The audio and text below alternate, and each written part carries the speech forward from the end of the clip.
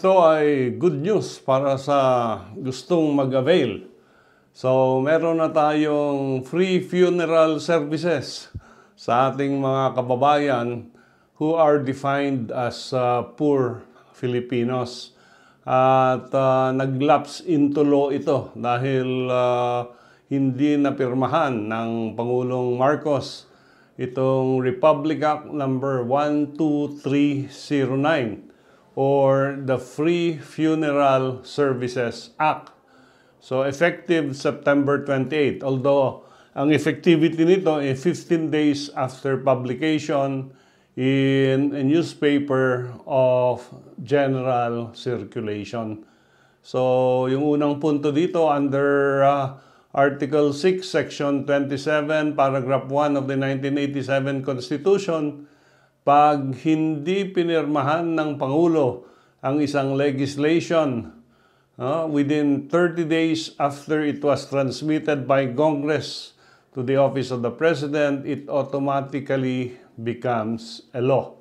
So ang implementing agency dito ay ang Department of Social Welfare and Development Department. At of course, meron ding jail time and fines on individuals found to be swindling the government to avail themselves of their funeral services. So, wag yung magpanggap na patay na kayo para lang makakuha ng assistance. No?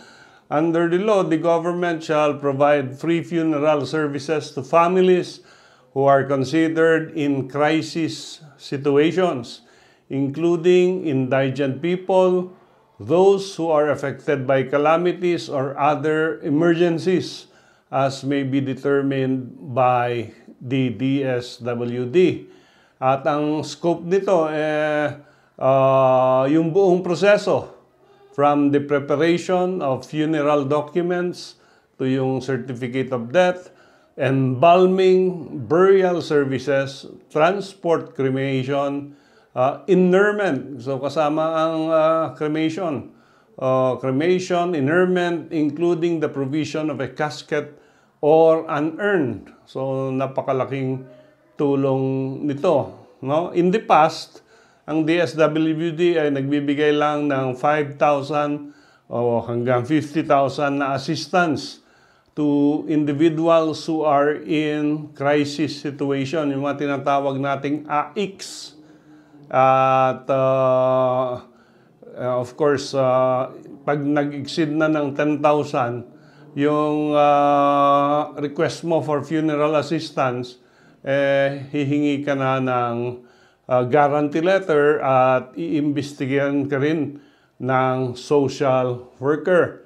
So, para ma-avail mo yan, of course, yung namatayan, must present a valid ID, a death certificate issued by the hospital or the local civil registrar, funeral contract signed by the representative of the deceased family member and the funeral establishment, and the authorized DSWD personnel.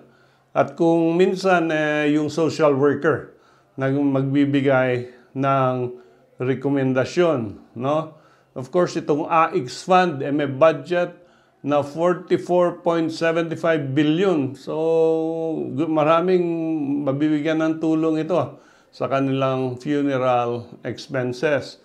So, kanina sabi natin, pag niloko mo ito, nag-swindle ka ng money, magkapera ka lang, para ma-avail mo yung assistance, ang penalty nito fine of reaching up to 400,000 pesos para sa mga funeral parlors, cancellation of their license to operate, or revocation of the license. At meron ding maximum pa na 500,000 pesos fine or 6 months imprisonment.